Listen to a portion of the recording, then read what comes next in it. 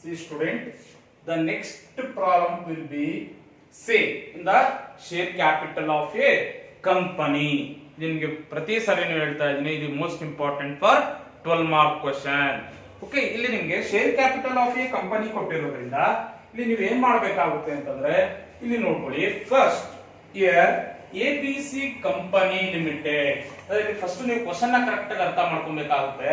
Year ABC company limited, ಇಲ್ಲಿ ಯಾರು shares ನ ಇಶ್ಯೂ ಮಾಡ್ತಾ ಇರೋದು ಅಂತಂದ್ರೆ ABC company limited.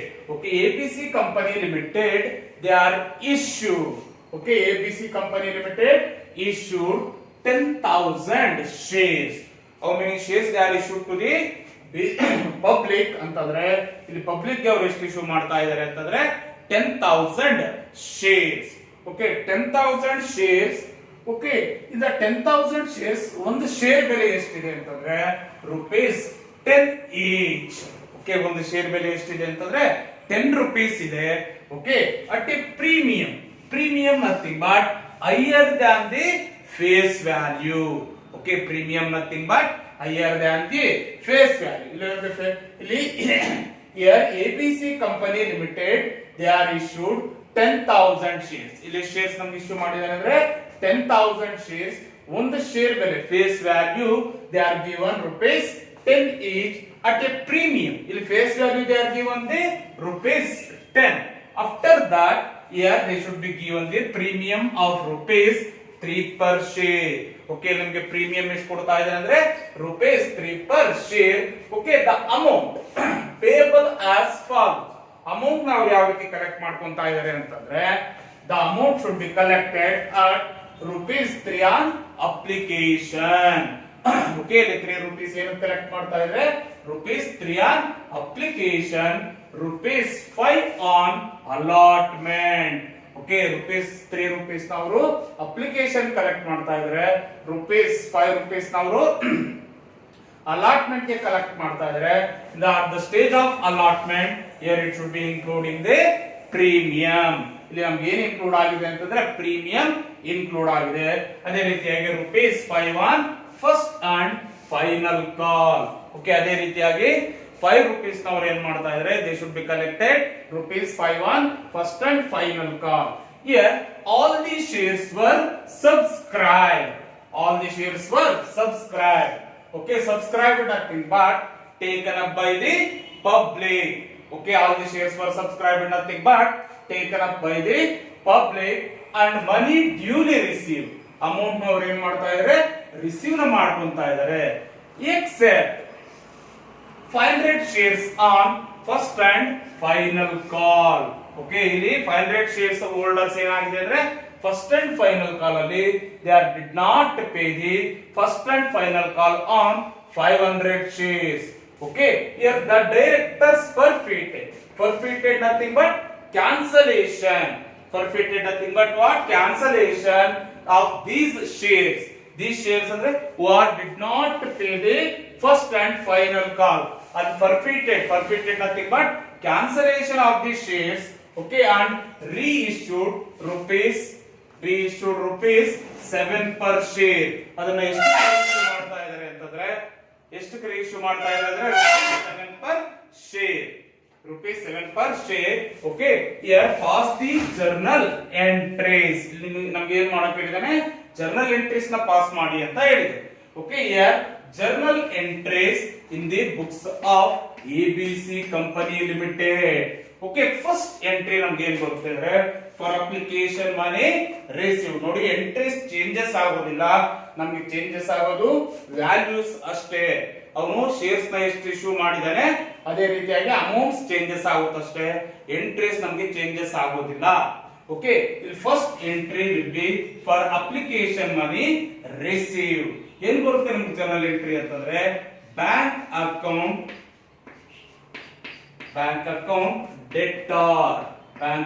Debtor to share application account. Bank account debtor to share application account. Okay, bank account debtor to share application account. Okay, in this case ಇಲ್ಲಿ public shares ನ issue ಮಾಡ್ತಾ ಇದ್ದಾರೆ ಅಂತಂದ್ರೆ 10,000 into application value will be 3 rupees, 3 per share. ಅಲ್ಲಿಗೆ ನಮಗೆ ಎಷ್ಟು ಬರುತ್ತೆ 30,000.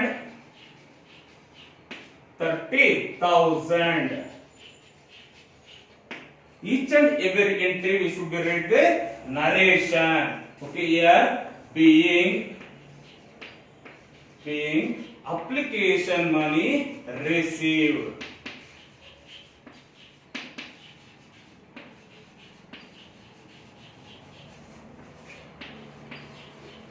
Being application money received. Okay, next entry application money transferred to share capital account. Next entry ನಮಗೆ ಏನು ಬರುತ್ತೆ ಅಂದ್ರೆ application money transferred to share capital account. The journal entry will be share application account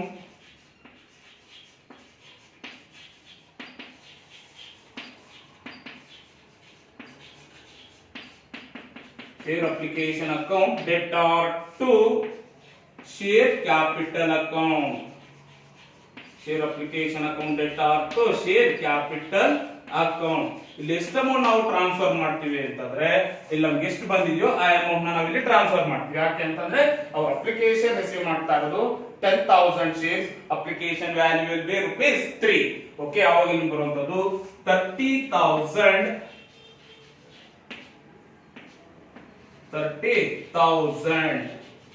Okay, in this case narration will be share application being share application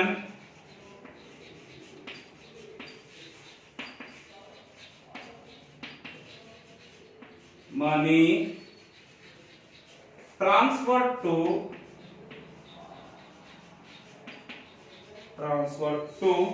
share capital account. Share application money transferred to share capital account.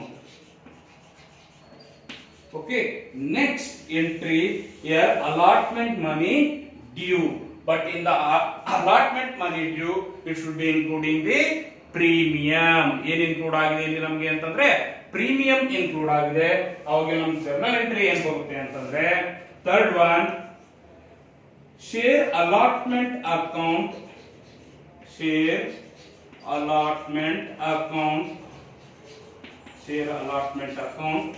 debtor to share capital account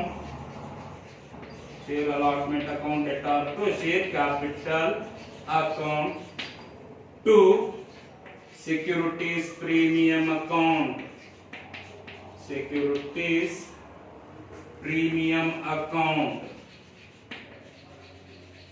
Okay, in this case here also we should be taken same. ಇಲ್ಲಿ ನಮಗೆ public shares ಕೊಡ್ತಾ ಇದ್ದಾನೆ 10,000 shares. Okay, 10,000 into 10,000 into rupees 5. Here it should be including the premium. ಅವಾಗ ಇಲ್ಲಿ ಎಷ್ಟು ಬರುತ್ತೆ ನಿಮಗೆ 50,000. Okay, here securities premium 10,000 into 3 rupees. Okay, here we should be getting 30,000. Okay, in the share capital we should be transferred to rupees 20,000. ಇಲ್ಲಿ ನಾವು ಯಾವ ರೀತಿ 20,000 ಬಂದಿದೆ ಅಂತಂದ್ರೆ 10,000 into 2. ಇಲ್ಲಿ 2 rupees ಯಾವ ರೀತಿ ಬಂತು 5 minus 3 ಎಷ್ಟು ನೋಡ್ಕೊಳ್ಳುತ್ತೆ 2. 5 minus 3 2. ಓಕೆ, ಅವಾಗ ಇಲ್ಲಿ ನೀವು ನರೇಷನ್ ಬರೀಬೇಕು being share allotment money due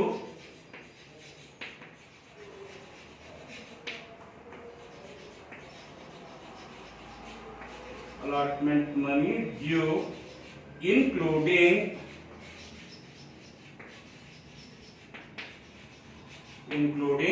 premium. Okay, next entry for allotment money received. Okay, ಇಲ್ಲಿ ನಮಗೆ journal entry ಏನು ಬರುತ್ತೆ for allotment money received. Okay, the next journal entry will be bank account debtor. 2. Share allotment account. Bank account debtor to share allotment account. Okay, in this case, list amount ನಾವು transfer ಮಾಡಬೇಕಾಗುತ್ತೆ ಅಂತಂದ್ರೆ see here ಎಷ್ಟು amount ನಾವು transfer ಮಾಡಬೇಕಾಗುತ್ತೆ ಅಂದ್ರೆ ಇಲ್ಲಿ share allotment ಗೆ ನಮಗೆ ಎಷ್ಟು ಬಂದಿದೆ 50,000. ಈ 50,000 ನಾವು ಏನು ಮಾಡ್ತೀವಿ ಡೈರೆಕ್ಟ್ ಆಗಿ ನಾವು ಟ್ರಾನ್ಸ್ಫರ್ ನ ಮಾಡ್ತೀವಿ 50,000.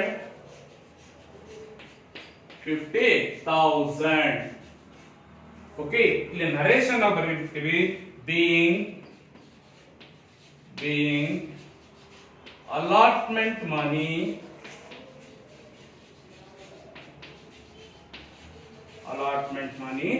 received.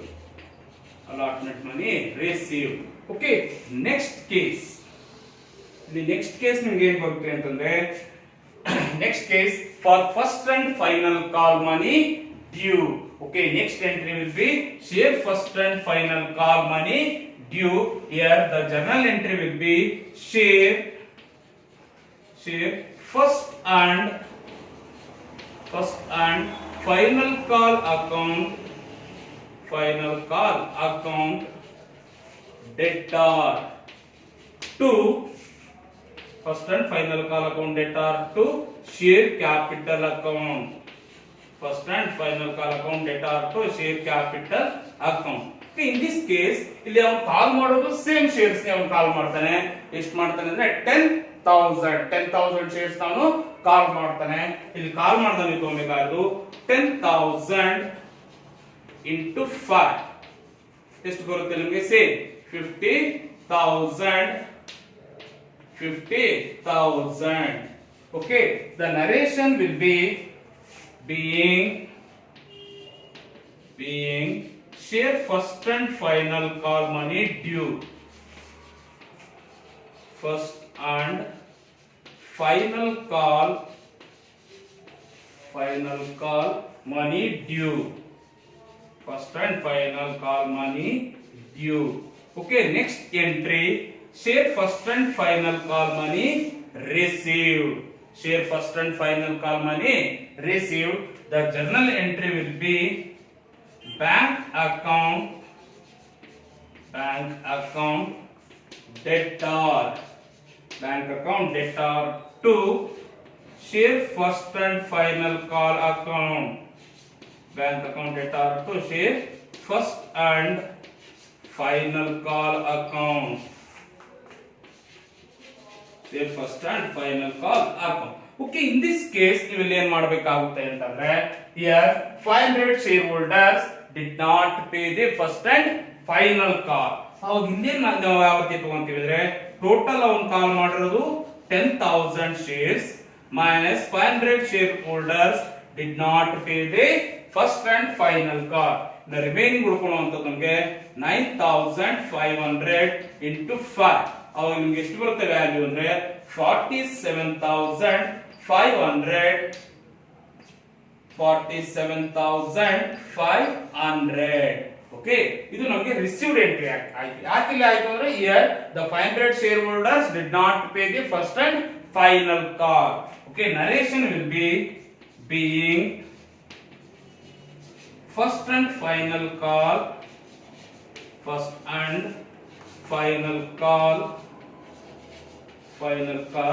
money received. First and final call money received. Okay, ಇಷ್ಟು ನಿಮಗೆ ನೋಡಿ ಎಷ್ಟು ಮಾರ್ಕ್ ಬರುತ್ತೆ ಅಂದ್ರೆ ಇಷ್ಟಕ್ಕೆ 1 plus 1 2 plus 2 4 4 plus 1 5 5 plus 1 6 7 marks ಬರುತ್ತೆ. ಇಷ್ಟಕ್ಕೆ 12 mark. Okay, out of 12 mark ಅಲ್ಲಿ ಇಷ್ಟಕ್ಕೆ ನಿಮಗೆ 7 ಮಾರ್ಕ್ ಬರುತ್ತೆ. ನೆಕ್ಸ್ಟ್ ಇಲ್ಲಿ ಪರ್ಫೆಕ್ಟೆಡ್ ಎಂಟ್ರಿ ನಾವು ನೋಡೋಣ.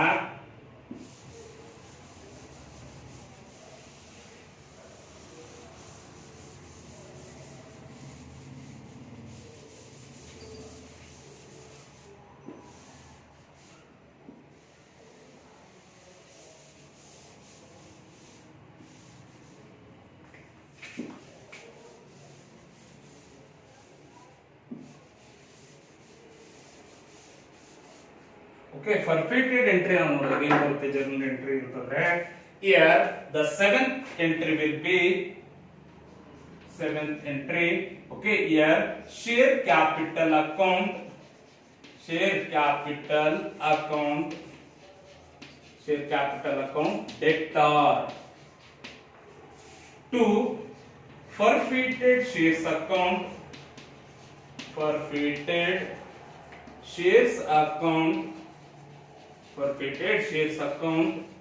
2 ಯಾವ ವ್ಯಾಲ್ಯೂ ಅವ್ರು ಪೇ ಮಾಡ್ತಾ ಇಲ್ಲ, first and final call share, share first and final call account, share first and final call account.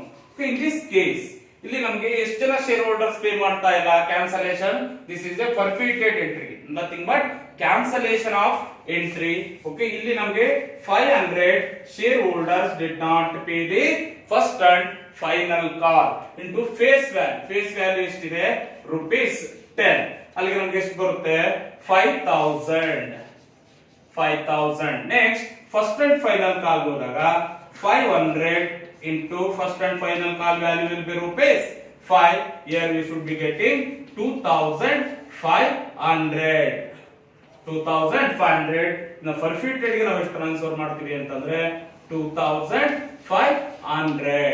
Okay, next narration being forfeited of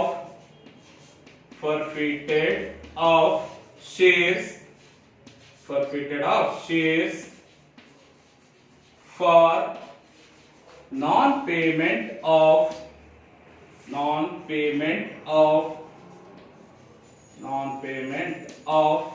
first and final call, non-payment of first and final call. Okay, next ಅದನ್ನ ಏನ್ ಮಾಡ್ತಾ ಇದೀನಿ ಇಲ್ಲಿ cancellation, the directors forfeited the shares, the forfeited entry ನಾವು ತಗೊಂಡಿದೀವಿ.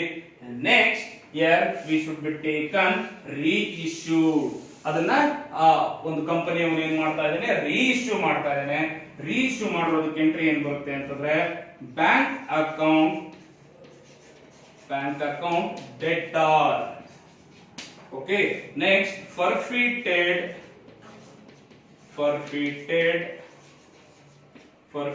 shares account, forfeited shares account debtor. 2 share capital account, forfeited shares account debtor to share capital account. Okay, in this case okay ಅವನು ಎಷ್ಟು reissue ಮಾಡ್ತಾ ಇದ್ದಾನೆ rupees 7 per share, ಅಲ್ಲಿಗೆ total ರೀಇಶ್ಯೂಡ್ shares 500 into 7 ಎಷ್ಟು ಬರುತ್ತೆ ನಮಗೆ ಇಲ್ಲಿ 3500. okay, in this case total share capital we should be transfer 5000. Okay, ಯಾಕೆ ಅಂತಂದ್ರೆ 5000 ಆಲ್ರೆಡಿ ನಾವು ಇಲ್ಲಿ ಎಷ್ಟು ಟ್ರಾನ್ಸ್ಫರ್ ಮಾಡಿದೀವಿ ಶೇರ್ ಕ್ಯಾಪಿಟಲ್ ಗೆ 5000, remaining value will be 1500. we should be transferred to forfeited shares account. Okay, narration will be being reissued forfeited shares, reissued forfeited shares.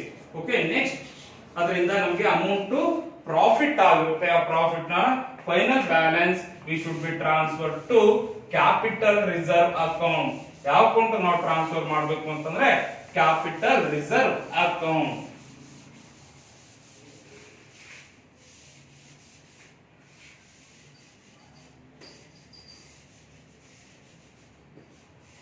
Okay, ಅಲ್ಲಿ journal entry ಏನ್ ಬರುತ್ತೆ ಅಂತಂದ್ರೆ 9th one forfeited shares account, forfeited shares account debtor to capital reserve account, forfeited shares account debtor to capital reserve account. Okay, in this case okay, ಇಲ್ಲಿ ನಮಗೆ ಎಷ್ಟು ಬಂದಿದೆ forfeited 2500 minus 1500. in the capital reserve we should be transferred to 1000. Okay, here the narration will be being final balance